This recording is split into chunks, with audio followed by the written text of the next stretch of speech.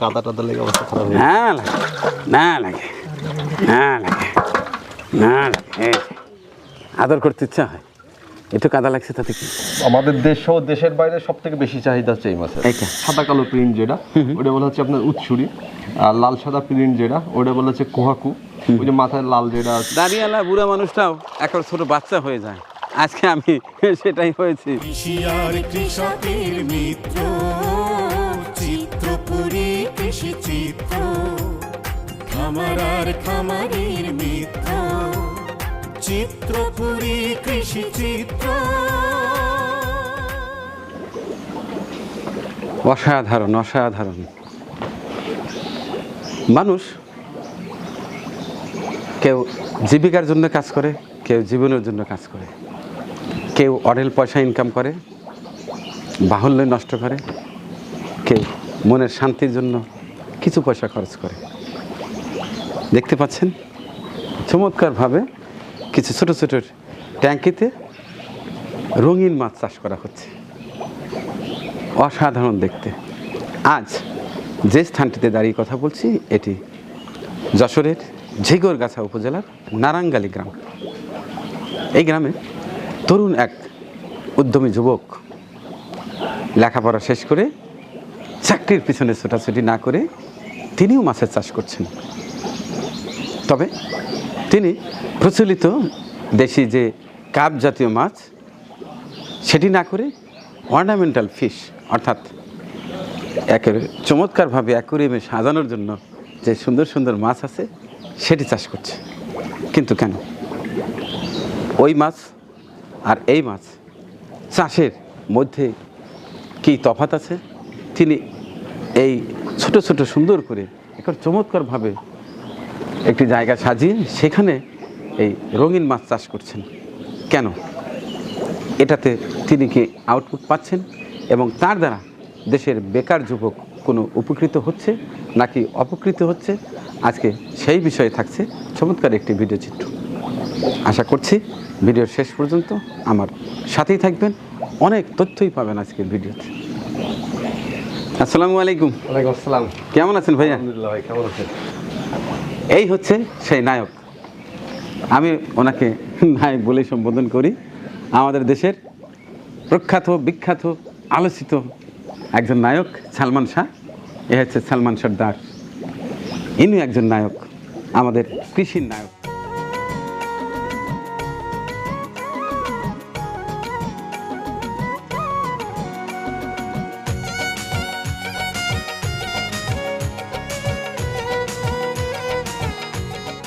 এখানে কি কি জাতের মাছ চাষ করছেন?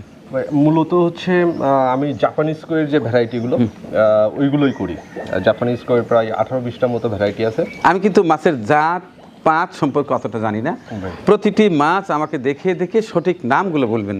অবশ্যই আমি শিখবো। অবশ্যই অবশ্যই ভাই। এই যে এইখানে যে একটু বড় সাইজ মাছ দেখতে পাচ্ছি, এটা কি মাছ? এটা বলে বাটারফ্লাই বা ভেটটেল, মানে যে পাখনাগুলো বড় বড়।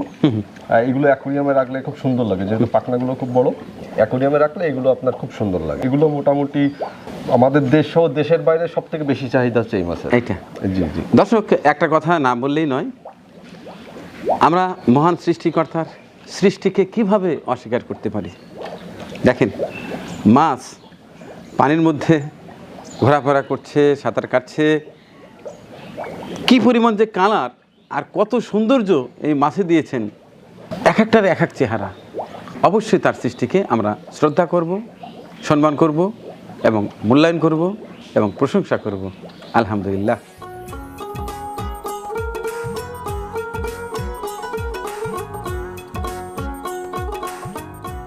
এক একটা কালারের এক একটা জাত, যেমন যে সাদা কালো প্রিন্ট যেটা ওটা বলা হচ্ছে আপনার উৎসুরি, আর লাল সাদা প্রিন্ট যেটা ওটা বলা হচ্ছে কোহাকু। ওই যে মাথায় লাল যেটা আছে ওটা বলে টানচু। মানে আপনার এক একটা কালারের এক এক রকম নাম। 3 কালার আছে যেগুলো, ওগুলো আছে শোয়া, মানে কালার অনুযায়ী আলাদা আলাদা নাম এগুলো। আচ্ছা, এইটা আপনি যে চাষ করেন ওই পাশটায় আমি পুকুরে দেখলাম, জি পুকুরেও চাষ করা হচ্ছে। জি। ওইখানে কখন কি অবস্থায়, কখন থেকে কখন থাকে, আর এইখানে এটা কি একটা ডিসপ্লে সেন্টার বলতে পারি নাকি? এটা চাষ হয় সব পুকুরে, পুকুরে চাষ হয়। জি। এটা হচ্ছে ডিসপ্লে সেন্টার। এটা মূলত ডিসপ্লে সেন্টার। আচ্ছা, এইখানে এনে যারা গ্রাহকরা আছে, যারা শৌখিন মানুষ আছে, এখানে দেখে চয়েস করে এখান থেকে সংগ্রহ করতে পারে। জি জি। আচ্ছা, তো এগুলো তো মানে হস্তান্তর করার উপযোগী, হ্যাঁ, হস্তান্তর করার উপযোগী। যে কেউ চাইলে এগুলো নিতে পারে। নিতে পারে। আচ্ছা, আমি আরেকটা বিষয় জানতে চাই, আমরা যারা অনেক শৌখিন মানুষ আছি, যারা আমাদের ড্রয়িং রুমে বা বেডরুমে সুন্দরভাবে কাজ ঘেরা অ্যাকুয়ারিয়ামে সাজিয়ে রাখি, এই মাছগুলোকে সঠিকভাবে যাতে করে মারা না যায়, আমরা কি কি বিষয় লক্ষ্য রাখা উচিত? মেন হচ্ছে যে আপনার পানি রেডির যে একটা বিষয়, যে পানিটা হচ্ছে যে পানিতে আয়রন নাই ওই পানিটা পুরাতন করে নিতে হয়, 48 ঘন্টা বা 72 ঘন্টা পুরাতন করে নিতে হয়। দেন হচ্ছে আপনার ওতে অক্সিজেনের যে একটা ব্যবস্থা করতে হয়, যে আপনার ছোট এক অক্সিজেন মেশিন ওটা ব্যবহার করতে হয়, একটু লবণ দিতে হয়, যে ওই পানিটা পুরাতন করে নিয়ে ওতে মাছ দিলে আর মারা যাবে না। আচ্ছা, শীতের সময় কিছু সমস্যা দেখা যায়, ওই জন্য আলাদা আলাদা ট্রিটমেন্ট। আর খাবার? খাবার হচ্ছে আপনার সাদা মাছের যে ফিডগুলো খাই, ওই ফিডগুলোই খাওয়াই, ওর সাথে এক্সট্রা কিছু ভিটামিন যোগ করি। ভিটামিন যোগ করে। তাহলে এই মাছটা কি মাছ বললেন? এটা হচ্ছে বাটারফ্লাই, ভেটটেল বা বাটারফ্লাই বলে। বাটারফ্লাই বা ভেটটেল। ভেটটেল। আচ্ছা, ঠিক আছে, আমি পরের ট্যাঙ্কিটা দেখব। দর্শক, এখানেও আবার বেশ ছোট ছোট মাছ। এগুলো হচ্ছে জাপানি স্কোয়ার, অনেকগুলো কালার, এক একটা কালার এক এক রকম, এক একটা কালার এক এক রকম, এক একটার এক এক রকম নাম। এগুলো মোটামুটি হচ্ছে আপনার বিভিন্ন পার্ক বা রিসোর্ট সৌন্দর্য বর্ধনের জন্য এগুলো বেশি নেই। এর মধ্যে বোধহয় একটু ভ্যারাইটি আছে। হ্যাঁ, এর ভিতরে অনেকগুলো ভ্যারাইটি আছে। এর ভিতরে কোহাকু আছে, সানকি, শোয়া, টানচু, কোজাকু, প্লাটিনাম আছে, ওগন আছে, এই যে একদম পুরো রেড কালার যেটা, ওটা বলা হচ্ছে আপনার বেনিকই, মানে এক একটার এক এক রকম নাম। এটাতে বোধহয় অক্সিজেন দেয়া না? এটা দিয়ে অক্সিজেন দেওয়া হয়। অক্সিজেন দেয়া। এই পানিটা কি ফ্রেশ পানি না এর মধ্যে কোনো মেডিসিন আছে? একদম পুরো ফ্রেশ পানি, ফ্রেশ পানি দিয়ে লবণ দেওয়া, শুধু দিয়ে পানিটা পুরাতন করে দিয়ে মাছ দিয়ে দেওয়া। শুধু লবণ দেয়া। জি জি। আচ্ছা, এগুলো তো বোধহয় হস্তান্তরযোগ্য, অর্থাৎ সেই বয়সটা হয়েছে, কেউ নিতে পারবে? হ্যাঁ, এই সাইজটা হচ্ছে আপনার মার্কেটে বেশি চলে। এইটা না? হ্যাঁ, এই সাইজটা বেশি চলে মার্কেটে। আচ্ছা, এগুলো দূরে দূরে যে আপনার পাঠান, সেটা কিভাবে? এটা হচ্ছে আপনার, আমি সবাইকে সাজেস্ট করি যে ফার্মে এসে দেখে শুনে নেওয়ার, কারণ অনেক বিষয় জানার থাকে। এখানে এসে নিলে সেগুলো দেখা যাচ্ছে অ্যাডভাইসগুলো আমি দিয়ে দিই। আর যদি কেউ এখন তো না আসতে পারে, ভিডিও কলে মাছ দেখে পছন্দ করে, ওনার সামনে মাছটা প্যাকেট করে আমরা হচ্ছে আপনার পরিবহনের মাধ্যমে। দর্শক, এই বিষয়ে আমি একটা ছোট্ট পরামর্শ দিতে চাই। যারা আমরা শৌখিন আছি, অনেকেই এই মাছ অ্যাকুয়ারিয়ামে একটু ডিসপ্লে করে রাখতে চাই আমাদের ড্রয়িং রুমে, তারা যদি শৌখিন হন, আমার মনে হয় সরাসরি এসে দেখে ভাইয়ের সঙ্গে কথা বলে তারপরে নেওয়া উচিত। তাইলে হয় কি, ভুল বোঝাবুঝির কোনো ফাঁক থাকে না। যেমন এখানে এলেন, বললেন যে আমি ওই মাছটাই নেব, সেই মাছটাই দিল এবং দরদাম করে নিতে পারবে।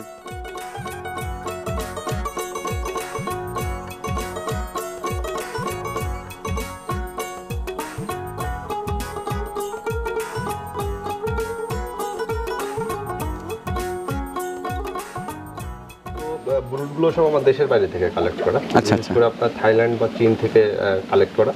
দেন ওইগুলো নিয়ে এসে আমি আমাদের এই পানির সাথে আবহাওয়ার সাথে অ্যাডজাস্ট হয়ে গেলে, মোটামুটি 1 বছর বয়স হয়ে গেলে এগুলো তো আপনার ডিম বাচ্চা করে। এগুলো মেল ফিমেলটা আমি 1 বছর বয়স হয়ে গেলে মেল ফিমেলটা আমি আলাদা রাখি। এটা কিভাবে বোঝেন? ওইটা হচ্ছে আপনার বুঝতে পারেন না? ওটা বোঝা যায়, ওটা কান করা ওখানে ধরে দেখলেও বোঝা যায়। একটু খসখস করলে ওটা হচ্ছে আপনার মেল, পিচ্ছিল হলে ফিমেল। বা নাভির ওখানে অ্যাডাল্ট হয়ে গেলে নাভির ওখানে আলতো করে চাপ দিলে যদি সাদা মতো স্পাম বেরোয় ওটা মেল, আর যদি না বেরোয় ওইটা হচ্ছে আপনার ফিমেল। মেল ফিমেলটা আমরা আলাদা করে রাখি।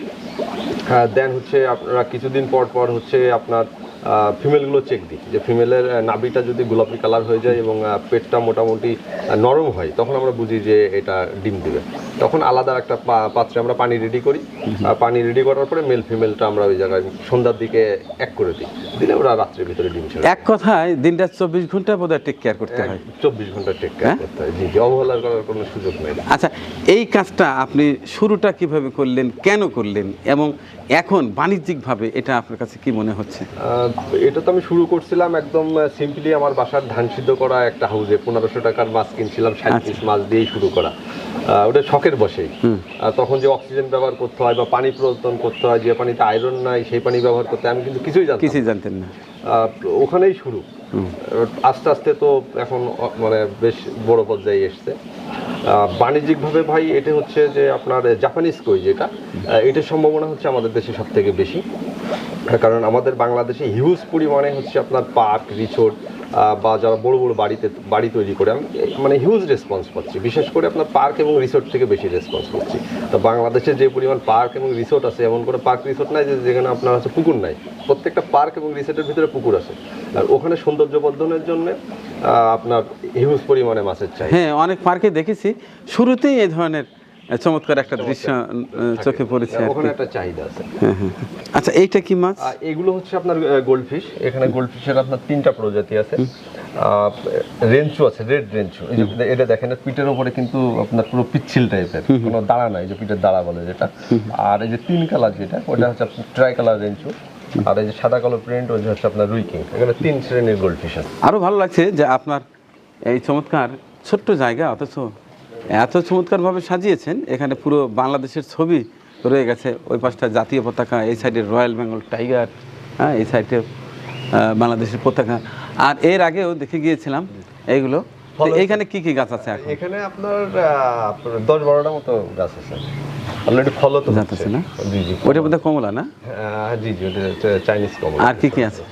চাইনিজ কমলা আছে, মালটা আছে, আপনার বেদানা আছে, তারপরে আছে সবেদা আছে, মানে অনেক অনেক গাছই আছে। এই গোডাউনটা কি আছে? এখানে আপনার আমরা উইন্টার সিজনে যখন ডিম বাচ্চা করে, ব্রিডিং করাই, ওই সময়টা আমরা এখানে আপনার ডিম বাচ্চা করাই। এখন দেখার কিছু নাই? না, এখন দেখার কিছু নেই। এখন ফিট আচ্ছা, তাইলে আপনার যে পুকুরের চমৎকার মাছ যেভাবে চাষ করেন আছে তো? হ্যাঁ, হিউজ। দেখাবেন না? হ্যাঁ, অবশ্যই চলো।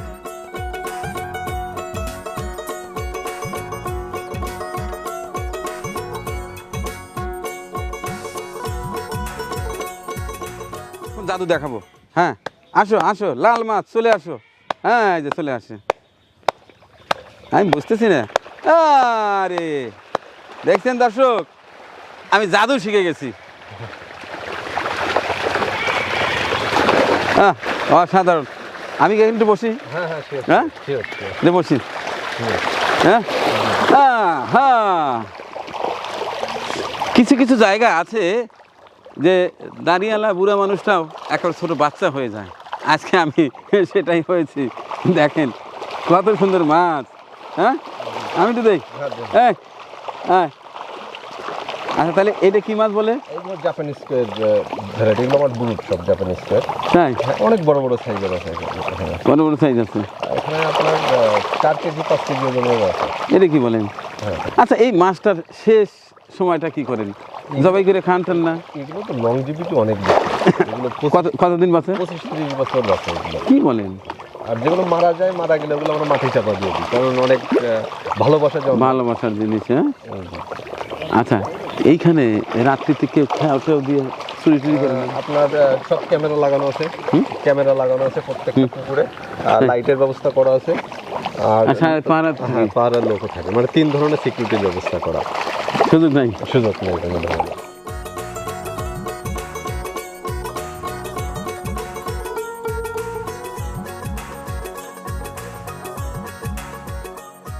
আচ্ছা, আপনার ভবিষ্যৎ পরিকল্পনাটা কি? ভবিষ্যৎ পরিকল্পনা আমার হচ্ছে এই মাছটা মোটামুটি দেশের বাইরে এক্সপোর্ট করা, কারণ মার্কেটটা তো বড় করতে হবে। দেশের চাহিদা আমি পূরণ করতে এখন অনেক সময় লাগবে।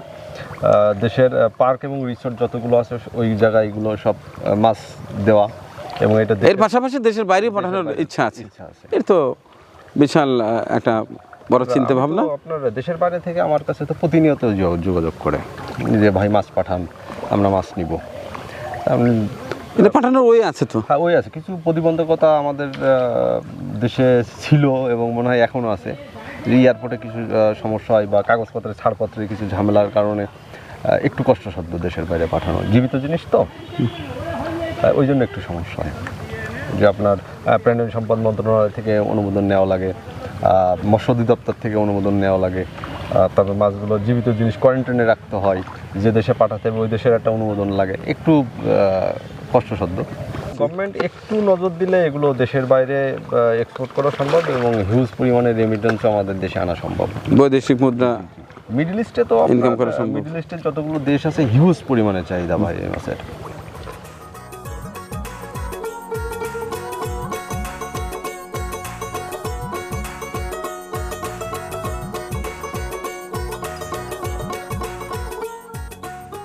এখানে কয় প্রজাতির আছে? এখানে আপনার টোটাল এক একটা কালাতে এক এক জাত, এখানে 14টা মতো আপনার আছে জাত আছে টোটাল, 14টা জাত আছে। এক এক রকম। আচ্ছা, তো এটা কি রেগুলার এভাবে জাল দিয়ে টানা হয়, এটা পরীক্ষা করা হয় নাকি? এটা তো আপনার প্রতি সপ্তাহে আমাদের বডি ওয়েট এবং মাছের বডিটা ঠিক আছে কিনা, বডি শেপ ঠিক আছে কিনা এবং কোনো রোগ হলো কিনা প্রতি সপ্তাহে চেক করা হয় এগুলো, স্বাস্থ্য পরীক্ষা করা হয়। যেহেতু এগুলো আমার ব্রুড মাছ, বড় বড় গুলো। আচ্ছা, মাছগুলো মোটামুটি সুস্থ আছে তো না? সবগুলো সুস্থ আছে। আচ্ছা, অসাধারণ। এটা শুধু ইনকামই যে সেটা না, কিন্তু মনের কিন্তু একটা প্রশান্তি। হ্যাঁ, কত সুন্দর, দেখলেই ভালো লাগে, দেখলেই ভালো লাগে। হ্যাঁ, বিভিন্ন কালার।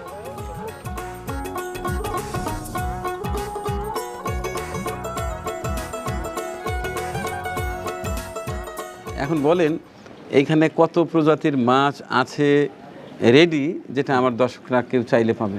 আমার হচ্ছে মূলত আমি জাপানিজ কই নিয়েই কাজ করি। জাপানিজ কইয়ের আমাদের কাছে এখন 14টা ভ্যারাইটি আছে। জাপানিজ কইয়ের 14টা ভ্যারাইটি আছে, বাটারফ্লাইয়ের ভ্যারাইটি আছে 8টা, আর গোল্ড ফিশের ভ্যারাইটি আছে 5টা। আমি এইগুলো নিয়ে কাজ করতেছি এখন।